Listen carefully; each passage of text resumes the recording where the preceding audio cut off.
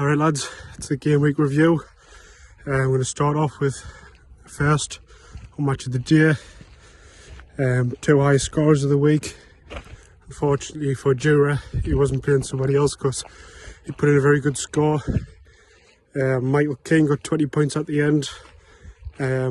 Saka scored well, Zaha scored a goal. I put Laporte in. I was thinking that surely Man City would keep a clean sheet against Zaha and Crystal Palace. So obviously that turned out to be a disastrous -7. I thought that's when the game week was going to turn, but Reece James smashed it. If he plays every game, I'm happy. I've been trying to get replacements in for weeks, offering some very good deals out, I think, with players like Declan Rice and such, who had another star, but he was on my bench because I played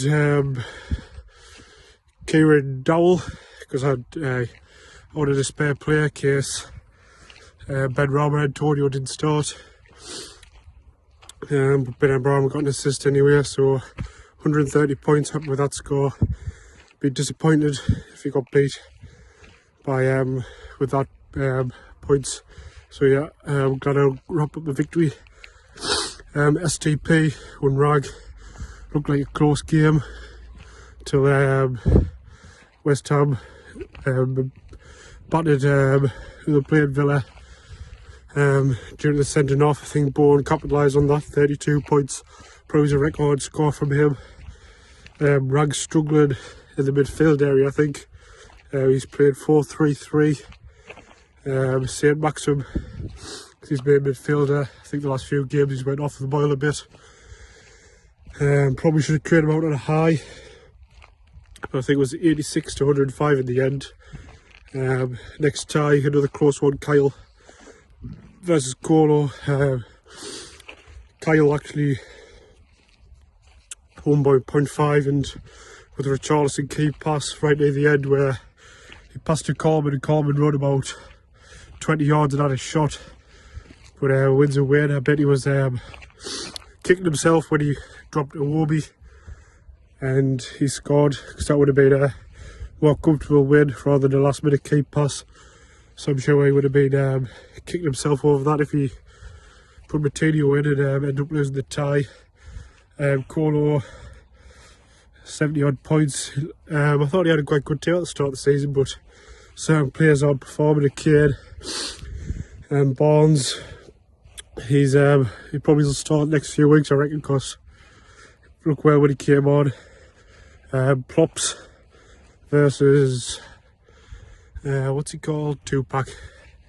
That looked like a close one coming in the end. I think if Wolves kept a clean sheet, it would have been interesting.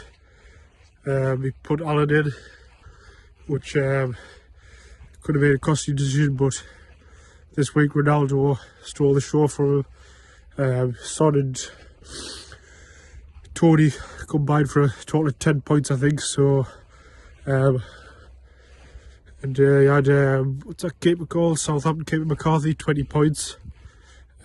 Always happy when the keeper scores that much. I forgot to mention SGP had Ramsdale. Basically won him the tie, other than Bourne obviously. But that could have went either way. Who else was there? It was Gabe versus Dan. Dan couldn't put Henderson in.